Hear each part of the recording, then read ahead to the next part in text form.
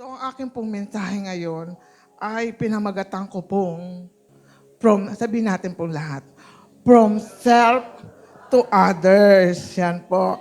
No? From self to others. Ano ba ibig sabihin niya? Mula sa tingin ko sa sarili ko, tungo sa paningin sa iba. So, hindi na tayo, not all about me. It's all about others. So, hindi na po. Kasi, minsan, pag tayo nakapokus sa sarili natin talaga, no? So, ngayon po, it's all about others. It's all about Jesus. So, okay po.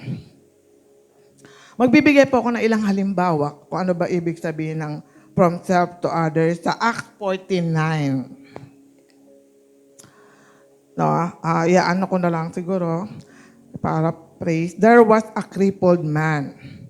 No?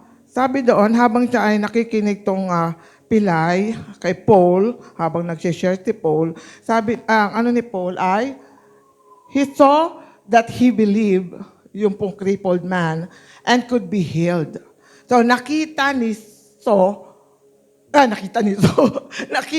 Paul na yung taong iyon, na crippled man, ay talagang may naniniwala na siya ay gagaling. Nakita ni Paul na ang taong ito ay may pananampalataya. Bili mo, of all the people, na nakita niyo itong taong to na nakikinig sa kanya, na ito ay gagaling dahil nakitaan niya ito ng pananampalataya. People saw. Gusto ko siyang bigyan ng emphasis yung people saw. People saw what he need.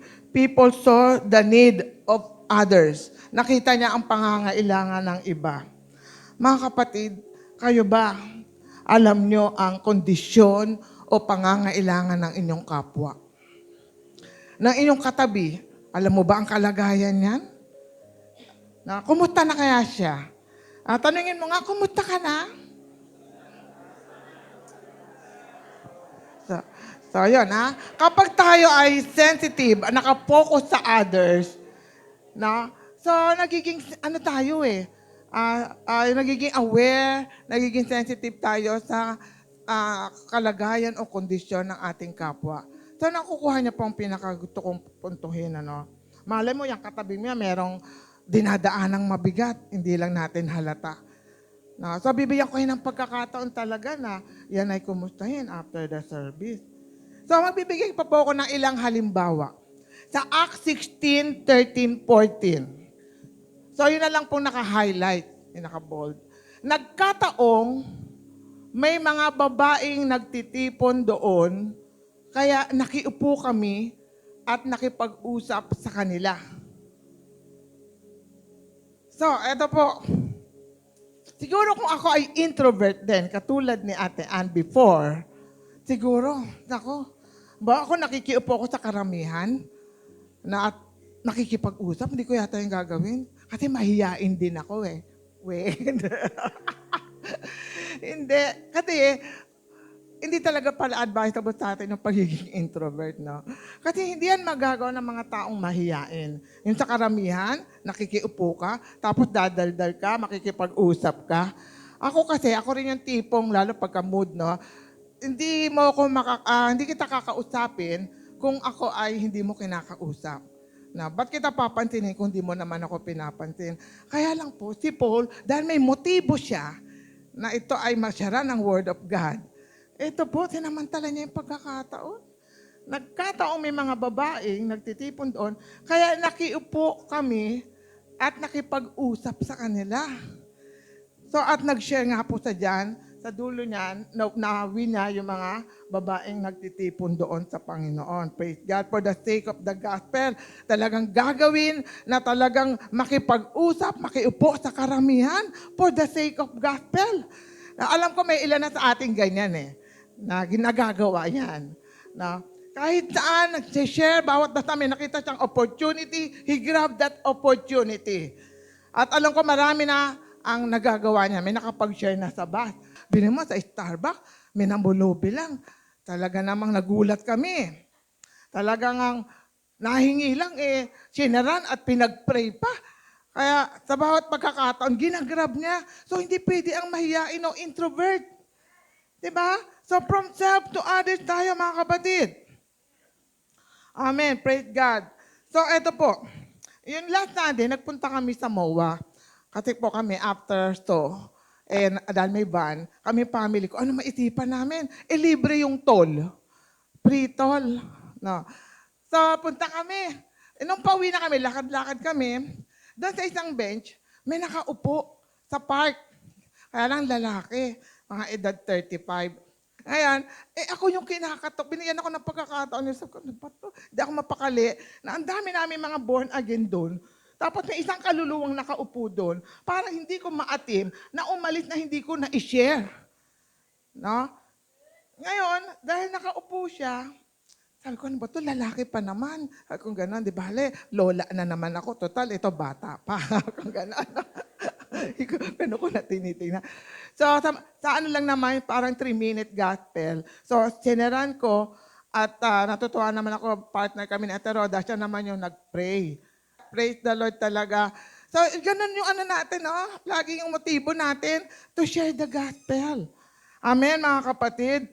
So, okay po. Ito lang po ang naobserbahan ko sa aking pag-share sa kondisyon ng mga tao. Napansin ko po na katulad nito, may nakasabay din ako sa bus. Nagkataong kapitbahay pa namin. Di naimbitahan ko, oy, church tayo, nandiyan church namin, Jesus the Great I Am. Alam mo, sagot, sabi, naku, kailangan kong mag-work. Pati Sunday, nagwo-work ka? Oo, mula Lunes hanggang Linggo, nagwo-work ako. Bakit naman working hard for the money? Kasi kailangan kong mag-work. Kasi meron akong isang anak na ako, alam mo naman, ako lang ang bumubuhay, kailangan kong mag-work para siya ay mag-high school na siya, magka-college pa. So, nakakalungkot, ano? Marami ang ganyan. No, naalala ko sabi ni Kuya Ruel na hindi tayo nilikha para magtrabaho na magtrabaho. So, talagang nakita ko na parang talagang alam naman niyang may Diyos, pero hindi niya kilala ang Diyos. Parang talagang mapoprovide niya by her own might yung maprovide yung need ng anak niya. Parang ang dating, siya yung provider, hindi si Lord. So, ganun po, marami sa atin ganyan mas napapriority ang trabaho. Kanina nagwo-worship tayo, ang panalangin ko, Lord, ay mga as we worship you, talagang maisuko namin lahat. Kilalanin ka namin, ikaw ay Diyos na buhay. Kasi ang totoong pagsamba po, hindi lang po pag-awit. Talaga po yung buhay natin, nakikitaan ng totoong tumasamba sa Panginoon sa pamamagitan ng pagsunod. Amen? So, ayan po, nakita ko po na marami kami nahayuan. Ito po nakita ko sa mga tao. Ayun, sad to say, kahit po sa Long Beach. Napati ko, habang nagsishare kami, ang mga tao, hindi focus. Lingon dito, lingon doon, yung mga dumadaan. Parang hindi sila interesado. Yun lang ang napansin ko, no? At parang wala silang paghahanap sa Diyos. Yun po nakita ko, wala silang desire to know God. Distracted, masyadong busy sa mundo. Yan. Parang ang pag-asa nila ay nasa mundo. Yan po ang kalagayan ng mga tao, nakakalungkot. Parang ganito po, they are alive physically, but spiritually dead. Sila po ay tinuturing na buhay, pero ang totoo, sila po ay patay spiritually. Ang tao po ay nagkasala, may kasalanan. And the wages of sin is death. Kaya po, ang tao ngayon po, kahit buhay siya po ay totoo, siya po ay patay spiritually. So, dito po sa Acts 17:20-23. Sabi ni Pablo sa mga taga-atin, sabi yan to, napaka-religyoso nyo. Sapagkat sa aking paglibot dito sa inyong lungsod, nakita ko ang mga sinasamba nyo. May nakita pa akong altar na may nakasulat na ganito, para sa hindi nakikilalang Diyos. No, pwede pala na maging religyoso kang tao, pero hindi mo nakikilala ang Diyos. No? Ang mga taga-JJ, hindi po ganyan. Amen. So, ang pagiging religyoso po ay ito po. Sabihin ko na po, ano? Parang tinuturing niya ang pagdalo niya umaattend siya ng church, pero hindi niya nauunawaan ang plano at kalooban ng Diyos sa buhay niya. Hindi po sapat yung pag-attend niya sa church, kaya tatawagin religyoso, pero hindi niyo nakikilala ang Diyos. Ganun pala ang religyoso, sabi no. reliyoso, pero hindi nila nakikilala ang Diyos. Yes. No, tinuturing lang nila programa, activities, no personal relationship sa Lord, walang pagsunod sa Diyos, walang pagbabago. May nababago na po ba ang buhay natin, mga kapatid? Sa religious, kapag walang born again experience, hindi talaga nauunawaan, nakikisama lang, sumasabay lang sa agos. No, yan po talaga ang kalagayan ng tao. So religious, pero po hindi nila nakikilala ang Diyos. And people really need to repent and be forgiven. Kailangan po talaga po ang tao ay magsisi at talagang humingi ng patawad sa Diyos dahil all have sinned and the wages of sin is death. But praise the Lord! There is good news! Amen! Act 13:38. Ito po. Kaya nga, mga kapatid, dapat yung malaman na sa pamamagitan ni Jesus ay ipinapahayag namin sa inyo ang balita na patatawarin tayo ng Diyos sa ating mga kasalanan. Praise God, thank you Lord, there is forgiveness of sins. Amen. At sinabi din sa Act 10:43, si Jesucristo na ang lahat ng tumasampalataya sa Kanya ay patatawarin sa kanilang mga kasalanan. Lahat ng sumasampalataya sa Kanya ay patatawarin sa kanilang mga kasalanan. Sino dito ang sumasampalataya sa Panginoon? Amen. Praise the Lord. Tayo po ay pinatawad na sa ating mga kasalanan. Amen. Alam niyo po ba, yung patawarin ka na lang sa kasalanan, ako po, isang malaking bagay po. Naranasan na ba yung magkasala? Tapos ang bigat-bigat sa dibdib. Na hindi ka makatulog. Yan, totoo po. Sa pamilya namin, may nakaano ko. Ano niya pala ng pamilya ko. Talaga, ang bigat. Di ka talaga, may kasamang condemnation, may kasamang conviction, halo-halo na. Alam mo, nagkasala. At bago ako tumayo, ang bigat talaga at alam ko, hindi ako karapat-dapat sa Panginoon. Aware na tayo dyan, may conviction na tayo dyan. No. At praise God po, talagang ang laki palang bagay na yung pinatawad ka sa kasalanan. Nakakaroon ka ng kapayapaan. So, laking bagay po, kaya pala good news na talagang makita mong ikaw ay pinatawad na sa iyong mga kasalanan, sa ating mga kasalanan. No? Praise God. At ito pa po ang good news sa Act 13:39. Praise God. At ang sino mang sumasampalataya kay Jesus ay itinuturing ng Diyos na matuwid. Hindi ito magagawa sa pamamagitan ng pagsunod sa kautusan ni Moses. So tayo ay mga matutuwid na. Praise the Lord! Ginawa tayong matuwid sa pamamagitan ng ating pagsampalataya. Kanino? Kay Jesus. Praise God. Kaya ba ni Lord na gawin tayong matuwid? Minsan, pinapaantayan ng kasinungalingan ng kaaway, hindi ka pa binabago, hindi ka pa matuwid, hindi ka pa karapat-dapat. Hindi po. Sabi na Lord, basta ang sino mang sumasampalataya kay Jesus ay itinuturing ng Diyos na matuwid. So, pray ka talagang mga bagong buhay. Say amen sa mga binagong buhay.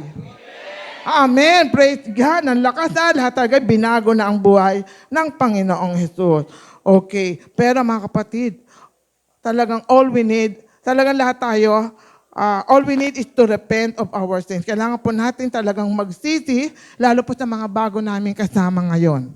No? Kailangan po talaga nating magsisi kasi lahat ay nagkasala at ang kabayaran ng kasalanan ay kamatayan. So lahat po, kailangan pong magsisi, maisuko talaga yung kasalanan. No, amen? Alam niyo ba, kahit ikaw ang pinakamabait na tao, kailangan mo pa rin magsisi. Bakit kanya? Magbibigay ako ng halimbawa. Si Cornelius. Si Cornelius po, dyan sa Act 10 po yan, kilala ng ilan sa atin. Sino dito hindi nakakakilala kay Cornelius?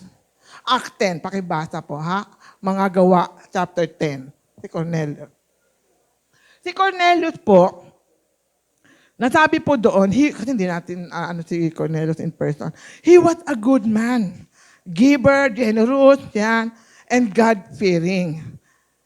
And yet, he need to hear the good news of salvation. Kahit pa to si Cornelius sabing matulungin, mapagbigay, mabuting tao, may banal na takot sa Lord. And yet, pinadala si Pedro para maiparinig sa kanya yung mabuting balita ng kaligtasan.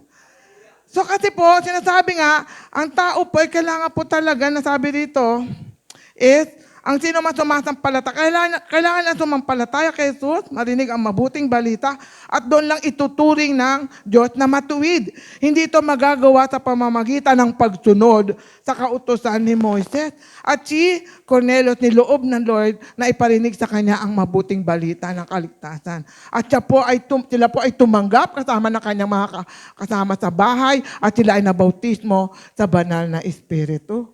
Amen. Praise the Lord. So bakit nga ba mabiyaya ang Diyos? Why God is so gracious?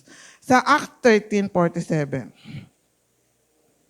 Ayan, sagana ang biyaya ng Panginoon. Bakit kaya ganun kasagana ang biyaya ng Panginoon? Ito, sapagkat ito ang utos ng Panginoon sa amin. Utos to na dapat sundin. Utos ng Panginoon. Ginawa kitang ilaw sa mga hindi Hudyo upang sa pamamagitan mo, ang kaligtasan ay makarating sa buong mundo. Kanino daw? Sa pamamagitan mo. Sabi mo, sa pamamagitan ko. Yan, through you, sa pamamagitan ko, ang kaligtasan ay makakarating sa buong mundo. Hindi lang pala sa Pilipinas. No, sa buong mundo. Na sa pamamagitan mo, ang kaligtasan ay makarating sa buong mundo. So, praise God. So, huwag mong babata-batayin o huwag mo ano yung sarili mo. Dahil pwede kang gamitin ng Diyos na sa pamamagitan mo, yung kaligtasan ay makakarating sa buong mundo. So, bawat isa sa atin, pala, sa pamamagitan mo, makakarating ang kaligtasan sa buong mundo. Amen. Hallelujah. Praise God, no? Ito pa, sa 15, sinabi ng Panginoon, eto na. Lumakad ka dahil pinili kita upang maglingkod sa akin. Sa ano po yan? 9:15. Okay. Lumakad ka dahil pinili kita upang maglingkod sa akin para ipakilala mo ako. Sa mga hindi Hudyo at sa kanilang mga yun nga. Sabi ni Lord, pinipili ka ng Diyos, lumakad ka upang maglingkod sa Diyos para ipakilala mo siya. Para ipakilala ang Diyos. So, pinipili ka ngayon ng Diyos. Kaya ganyan siya kabiyaya sa iyo, no? Pinipili ka niya, tinatawag ka niya para maglingkod sa Diyos, para ipakilala mo ang Diyos. Ito po, ang pinapakilala natin, ang ating Panginoong Jesus, na ibinigay ang kanyang buhay para tubusin tayo sa ating mga kasalanan. Amen. Yan po yung ipapakilala natin. Hindi lang po yung Jesus the Great I Am, ginagamit ang church, no, para po tayo po ay makakilala sa Panginoon. Na alam, so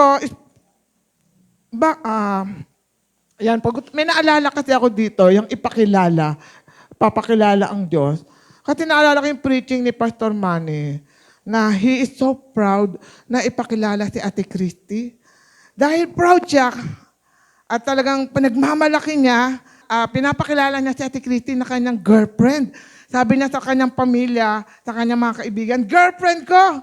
Kasi gano'n siya ka-proud kay Ate Christy na pinapakilala niya. At alam mo ba, gano'n din, tayo po ba ay proud na ipakilala ang Lord? Amen. No? So, gano'n ka-proud si Kuya Manny at kaya pinakilala niya, hindi niya to, dinenay o God, or what. Alam niyo po ba ako, ito may singit ko lang, itong asawa ko, nakayuko. No? One time, nung siya po ay kauwi lang ng Saudi, wala pa yata kami anak, no? Hindi ko alam kung may anak na. No? Nasa mall kami noon. Ewan ko kung naalala ni Daddy. Daddy! Yan.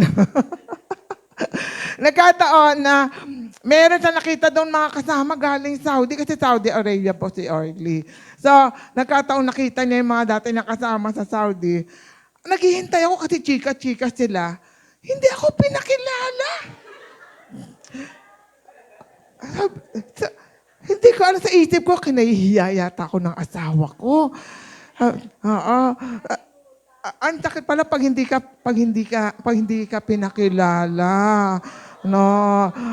Siguro pag hindi, ganyan din yung mararamdaman ni Lord pag hindi pinakilala. Nasasaktan din siya. No. Pero eto po, kala nyo, hindi, ang ganda-ganda ko. Hindi. Eto naman po, hindi naman ako masyadong na-insecure, eto nasa isip ko. Kasi that time, magsuot kasi ako sleeveless, minsan naka-tube. Yan. Iniisip ko na lang, ay baka nagsiselos ang asawa ko. Siguro kaya ayaw ako ipakilala. Yun na lang, kino-comfort ko yung sarili ko. So, masakit pala i-deny na. So, mga kapatid, ipakilala natin si Lord. Amen. Sabi ng Lord, walang sino man sa mundong ito ang makapagliligtas sa atin, kundi si Jesus lang. Amen. So, pakilala po natin, itaas natin ang Panginoon. Amen. So, ayan po. Minsan po, naiisip ko, sa dami ng natututunan ko na sa church na ito, tagal ko na rin kay Lord, minsan iniisip ko, ano ba ang pakinabang ko sa labas, sa iba? Ang dami na itinuro, kahapon mentoring. Minsan naisip ko, teka, ano ba ang silbi ko kung di ko to gagamitin sa labas? Ano ba ang pakinabang ko? No? So, minsan, ang church, ano nga ba ang pakinabang ng church kung dito ay hahayo at lalabas? So ano ang silbi natin, mga kapatid? No? Ang dami natin natututunan, ang dami natin tinatanggap. Anong pakinabang natin sa iba, sa labas, ang church na ito? Naisip nyo rin ba yan? Na, ano nga bang pakinabang ko? Ano nga ba ang silbi ko? Ang dami nang tinuturo sa akin, pinapalakas ako. Yung ba'y para lang sa akin? Alalahanin natin from self to others. No? So, ayan po. Ang mga tao po ngayon ay talagang people need to be encouraged.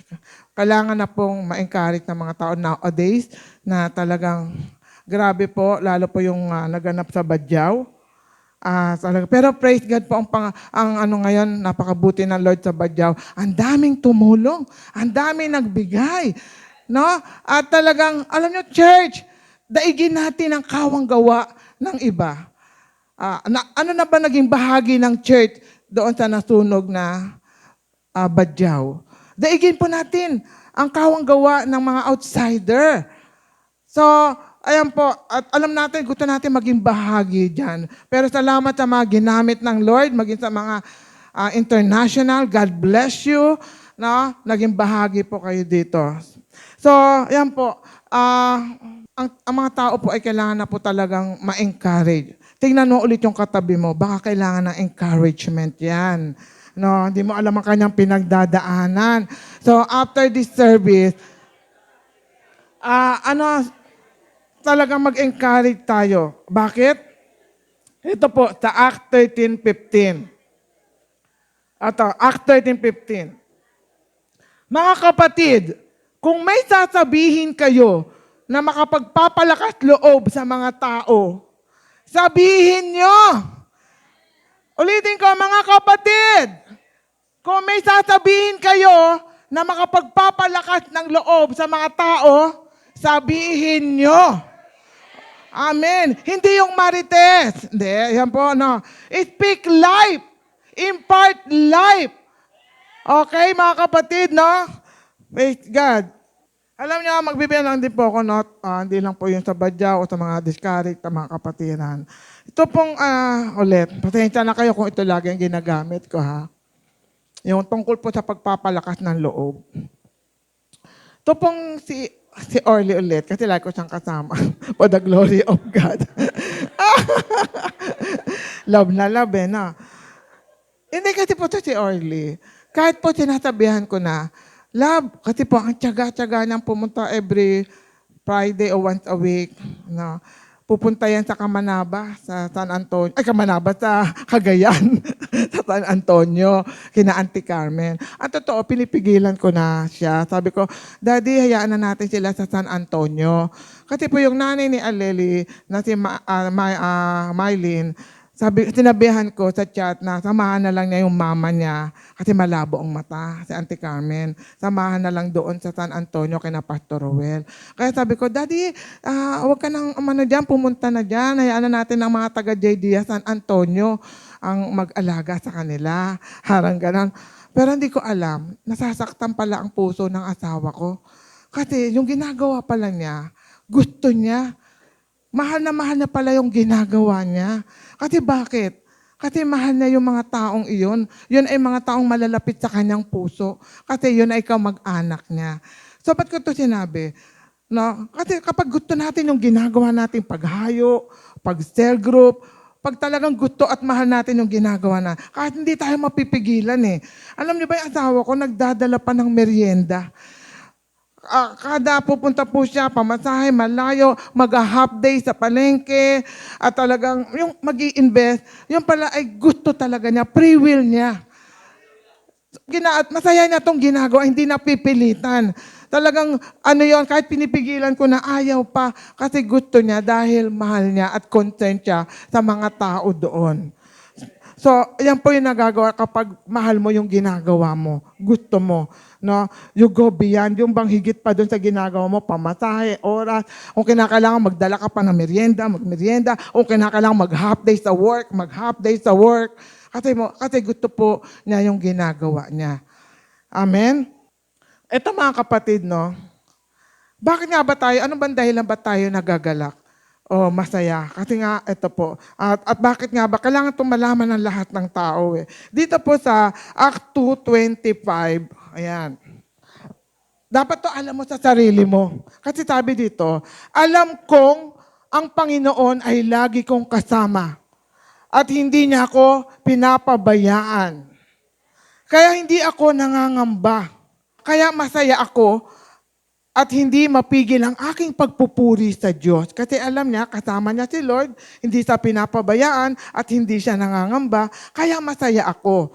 At hindi mapigil ang aking pagpupuri sa Diyos. At kahit mamatay ako, may pag-asa pa rin ako. Oh, mamamatay. At kahit mamatay ako, may pag-asa pa rin ako. Sapagkat alam kong hindi mo ako pababayaan doon sa libingan. Hindi rin hahayaang mabulok ang iyong tapat na lingkod. Itinuro mo sa akin ang daan patungo sa buhay. At dahil sa palagi kitang kasama, masayang masaya ako. Amen, masaya ba tayo mga kapatid? Dahil kasama natin si Lord. Kasi dito po, at dahil sa palagi kitang kasama, masayang masaya ako. Ang tanong dito, kailan ka huling sumaya? Naranasan mo bang maging masayang masaya? Siguro masaya lang. Pero yung masayang masaya, siguro pwede ka masaya. Kasi kasama mo si sister. Or dahil nakita mo si brother. Baka... Pero hindi po yung kasiyahan niya, hindi nakabase sa kung ano man o saan man. Siya ay masaya dahil sa Panginoon. Amen. Kasi po, at dahil sa palagi kitang kasama, masayang masaya ako. Naranasan ba natin yan? Maging masayang masaya dahil sa Panginoon. Say amen. Amen. Praise the Lord. Ito ba, no? Church, ito na po. Nasa last verse na tayo. Church, ang mga tagasunod ni Jesus sa Judea ay puspos ng banal na espiritu at masayang masaya. Totoo ba yan? Amen ba yan? No? Taga-Judea, mga tagasunod. Sino ang mga tagasunod ni Jesus? Amen. Ang mga tagasunod ni Jesus sa Judea ay puspos ng banal na espiritu at masayang masaya. Amen. So, kailangan po natin, mga kapatid, na mapuspos ng banal na espiritu upang tayo ay maging masayang masaya. So, we need the Holy Spirit. Kailangan pala natin na, nakikita yun sa countenance ng ating mukha. Tingnan mo nga ulit yung katabi mo kung masayang masaya ba yan. May light. Yan. Alam niyo, nung dinedemo ko to sa salamin, sabi ko, masayang masaya. Ay, masayang masaya. Talaga, praise the Lord. Sabi mo nga, masaya. Ayun, because of the presence of God, ha? Kasi masayang masaya because we are filled with His presence. Sino rito nag-quiet time na? Aba, may mga amen doon na. So, tayo ay masayang masaya dahil we are filled with His presence. Kanina, ang ganda ng awitan natin, ng pagsamba natin. Praise God. So, we are filled with His presence. Diyan natin makukuha yung totoong joy sa presence ng Lord. No? Kasi imperfect ang mundo. Talaga, in this world, we have many tribulation. No? But take heart, I have overcome the world. Okay. So, talaga in His presence lang po talaga tayo makakadama ng totoong kagalakan. Amen. We are filled with His presence and filled with faith. Yan po ang kailangan ng isang mga humahayo, no, na gustong itaas at pakilala si Lord. Kailangan ikaw po ay puno ng presensya ng Diyos, puno ng banal na Espiritu, puno ng pananampalataya. So, dyan lang po tayo talaga, dyan mahayag ang Lord sa buhay natin no? Sabi nga sa isang awitin, naku, aawit yata ako dito. Righteousness, peace, joy from the Holy Ghost, that the kingdom of God, sinano ko na, sinod ko na, no?